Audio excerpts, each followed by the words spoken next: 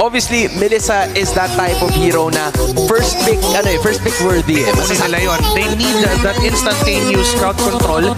Gamit Yun nila para yun, no? Yun para yun. Gets ko na. Imbis na. Oo nga. Imbis na yun ang Tama, unbreakable. Iwan Oh. for Storm. Wasan! The King Kong yung dalawang attempt. Dito ng AP Brent. Tumama na naman yung Star Shot. Wala kay Super Prince. Habang kakakasin Banks! Uy! si James Banks. Foul! Super Prince ay tutumba. First blood. Para sa damami na million moves. Nakamit na rin yung revitalization ni Kirk. Pero pinagtutulong naman ng mga membro din ng AP Brent. Pero kailangan naman nila umatras. Kasi si King Kong ay baba. AP Bren, hindi man lang siya nagalusan doon sa number pag circling eagle. Dinamit na naman. Aray ko, napakababa na ng HP. Super Yoshi ay tutumba. Paparin. Pero babaril na naman. Nag-aabang na ng Star Shotter. Masyado na atang malayo. Oh! Carrera.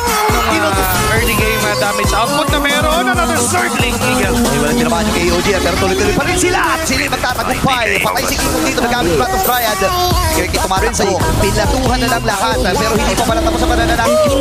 Makakaparin din. Si James Box. Ilaban.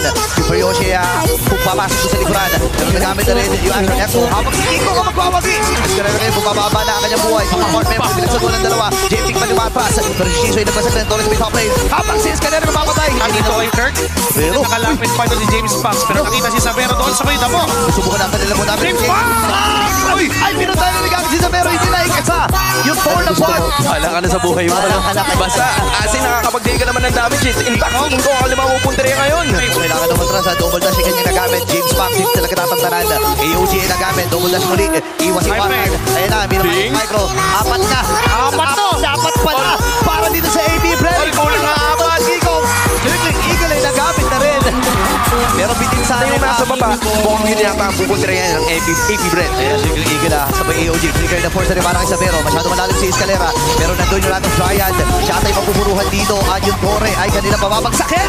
Pero naisa na. What he has to do, kailangan niya maging presensya doon sa baba pero may conceal na naman na mangyayari. At Super Yoshi may hatak niya. Ay wala iba ko dito si JM Bigman at talaga mawawala na naman yung isa. Si James Bang ay isa-isa inata dito ang mga miyembro ng Onyx Philippines. Circling Eagle doon sa benta ni Cole. Hoy! Siyempre namatay sa kamay ni Sabero. Siya ay nakadalawa na purify na gamit. Pero naghahabol pa rin si King Kong. Super Prince. Teka lang si King Kong. At bibigyan na kagad nila si Escalera. Nahatak at magtatagumpay na nga sila. Kulang kagad ng isa. Ang AP Si Escalera at halos mga kalahati na ang buhay nitong Lord. Available na yung Divine Binding. Si Lassie pumasok na nagamit din. Yung Sabero window picture. And si James Hong na yung pupuruhan. Buhay pa rin si Sabero. Kanya nagamit.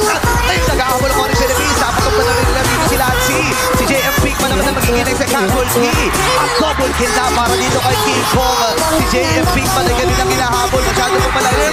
Mukhang natapos.